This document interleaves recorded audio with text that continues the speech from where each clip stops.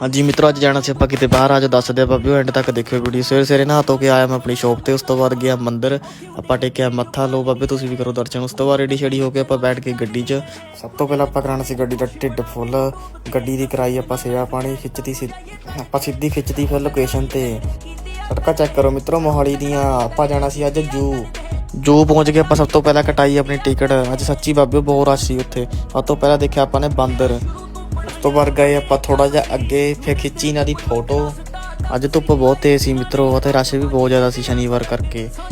उस तो बाद देखिया सी दरियाई घोड़ा चित्ता। देखो मित्रों किवें धुप्प सेकण लग्या वा टेंशन फ्री हो के।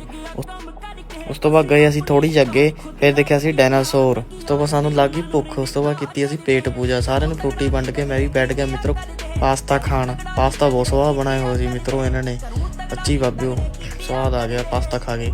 उस तो बाद आपां आ गए बाहर, मिलदे मित्रों।